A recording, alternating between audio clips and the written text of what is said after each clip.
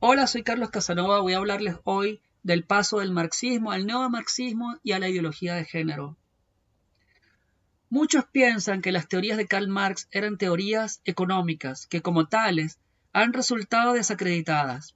Hay quienes dicen que el hecho de que el marxismo haya triunfado en primer lugar en la Unión Soviética, que no era un país industrializado como Inglaterra o Francia o Alemania, es una señal más de su fracaso teórico. Pero se equivocan enteramente acerca de la naturaleza del marxismo. El marxismo es fundamentalmente una ideología revolucionaria.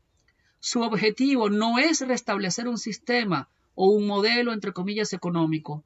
Su verdadero objetivo es la total subversión del orden de la verdad, la destrucción del mundo tal como lo ha creado Dios y la implantación de una tiranía como jamás había existido en la historia humana. Los detalles sobre el sistema de producción o las formas externas son accidentales. Lo fundamental es destruir lo más alto que hay en el ser humano, acabar con el cristianismo y en general con la religión, acabar con la familia y acabar con el derecho en general y con la propiedad en particular, porque la propiedad asegura la subsidiariedad y por tanto el desarrollo de la individualidad no absorbida por la tiranía. Pero, ¿de dónde saco todo esto? ¿Es un invento mío? No, lo saco de los escritos de Marx y Engels, naturalmente. En primer lugar, en su poesía temprana y en su teatro, Marx dice claramente que lo que quiere es vengarse de Dios. Y una forma de vengarse de Dios es, comillas, dejar sin recompensa la mejor parte del yo. Esto lo dice él en Invocación de un desesperado, una de sus poesías tempranas. Entonces, una forma de vengarse de Dios es dejar sin recompensa la mejor parte del yo. Aullar, comillas, la maldición de la humanidad en su oído. Destruir lo que solo la mentira de la poesía ha compuesto. Es decir, la belleza de toda la realidad. Esto segundo lo dice en su única obra de teatro, que es inconclusa, que se llama Ulanem. Y lo dice el personaje principal de la obra, nada menos. Entonces, Marx quiere, también dice en Ulanem, acabar mediante una maldición lo que una maldición concibió, o sea, el mundo tal como Dios lo creó, que según él la creación de Dios es una maldición. En estos pasajes se ve la rabia revolucionaria, satánica de Marx, que ha sido también reflejada, por ejemplo, en este personaje, el Guasón, de Joker, que se ha hecho tan popular entre los revolucionarios chilenos y mundiales. En el manifiesto comunista de Engels y Marx se ve que la preocupación que después muestra Marx por la economía y la historia no es más que la herramienta para hacer efectivo su deseo de venganza. En efecto, en el capítulo, comillas, posición de los comunistas en relación con los varios partidos de oposición existentes, dentro de ese capítulo, Marx y Engels proclaman, literalmente, comillas, en resumen, los comunistas apoyan en todas partes todo movimiento revolucionario contra el existente orden de cosas social y político. Cierro comillas. Es decir, los comunistas promueven la revolución sin que importe un rábano el estadio de desarrollo del capital. O sea que nada tiene que ver con la teoría económica que aparece en el capital. El capital es solamente una máscara de la revolución. Un ruso que tuvo profundo conocimiento de la atmósfera espiritual marxista en la Unión Soviética, Igor Shafarevich, y que lo sufrió y estuvo en la cárcel, este ruso pudo declarar que los objetivos del marxismo son precisamente 1. La abolición de la propiedad privada, 2. La destrucción de la familia y 3. La abolición del cristianismo. La quinta esencia del marxismo hay que buscarla en sus tesis sobre Feuerbach, que son originalmente de Marx y luego publicadas por Marx y Engels. Se trata del ateísmo activo. No solo hay que afirmar que Dios es una proyección de toda la poesía que hay en el hombre hacia un cielo ideal, como había dicho Feuerbach. Para criticar la religión hay que destruir la base secular que se proyecta al cielo ideal. Una de las víctimas de Marx en esta destrucción es la familia, que según él debe ser abolida. Y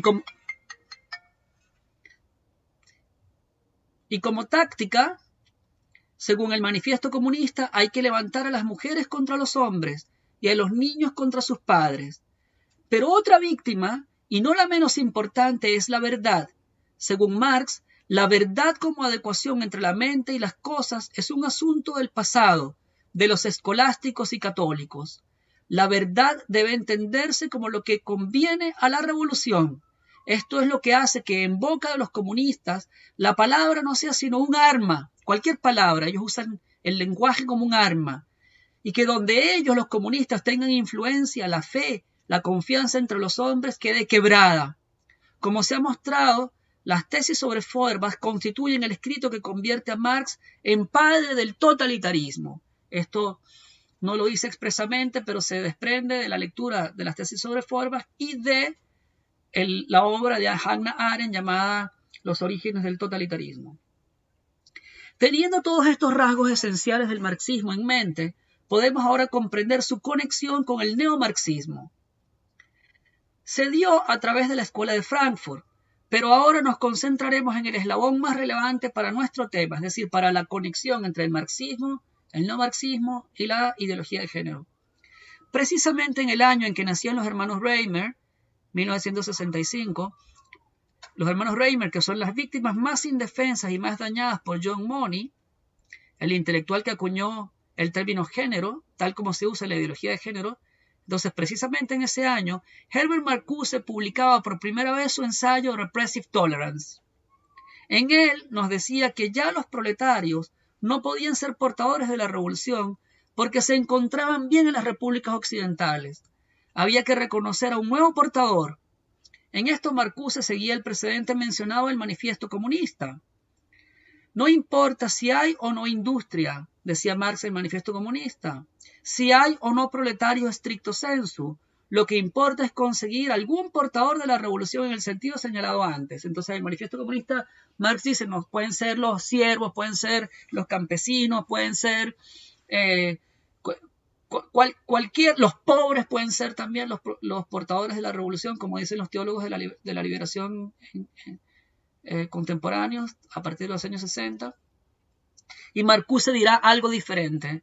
Los portadores de la revolución, puesto que ya no pueden ser los proletarios, vamos a ver quiénes serán según él. ¿Quién sería ahora ese portador? ¿Quién sería si los proletarios no lo son?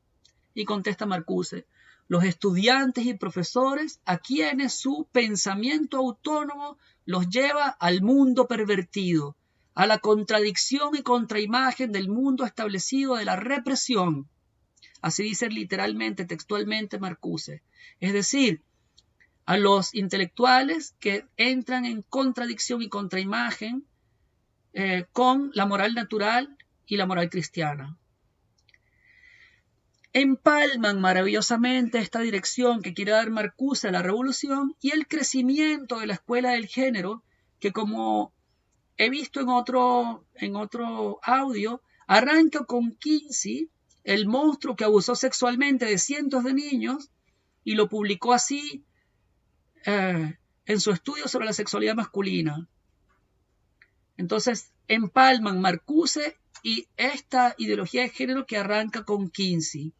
El marxismo no es una teoría económica superada, es una religión antiteísta que encuentra en la revolución el sacramento purificador, entre comillas purificador, por el que se espera destruir toda huella que Dios haya dejado en este mundo. Se va a destruir toda esta falsa poesía de la que habla Marx en Ulanem. Marcuse suscribe todos los aspectos esenciales de la ideología totalitaria marxista. Muy especialmente rechaza Marcuse la verdad como adecuación entre la mente y la realidad, y quiere destruir todo el orden de la verdad, porque siente un profundo deseo de venganza o de insatisfacción, y un impulso de destrucción de tipo freudiano. Abro comillas, es necesario romper el universo establecido de significado y la práctica encerrada en este universo. Hay que destruir todo el universo simbólico en que se estructuraba la República Occidental. Esta destrucción es, en primer lugar, la destrucción del cristianismo. Para conseguirla es necesario indoctrinar a las masas, así dice Marcuse, someterlas a una dictadura subversiva, eliminar la libertad académica y cegar las fuentes mismas en las que se transmite, es decir, hay que destruir la familia. Esto último se conseguirá cambiando enteramente el contenido de la palabra tolerancia, y practicando la represión contra las doctrinas cristianas y contra la moral natural. Así lo dice Marcuse. Abro comillas, voy a hacer un collage de varios pasajes de la obra Repressive Tolerance, que voy a poner juntos acá. La mayoría ya no tiene razón para reclamar el título democrático de ser el mejor guardián del interés común. Y tal mayoría es casi lo opuesto de la voluntad general de Rousseau. Está compuesta de individuos que han identificado efectivamente sus intereses privados con las funciones públicas. ¿Hay alguna alternativa diferente de la dictadura de una élite sobre el pueblo? El pueblo, expuesto al indoctrinamiento liberal, tendría que recibir información tendenciosa en la dirección opuesta. Todo esto nos lo dice Marcuse, quien continúa. No deberían bloquearse los caminos por los cuales pudiera desarrollarse una mayoría subversiva. Y si ellos se cierran estos caminos por la represión organizada y por el indoctrinamiento, su reapertura puede requerir medios aparentemente antidemocráticos. Los medios para indoctrinar a la mayoría incluirán la eliminación de la tolerancia de grupos y movimientos de opinión y de reunión que promueven políticas agresivas.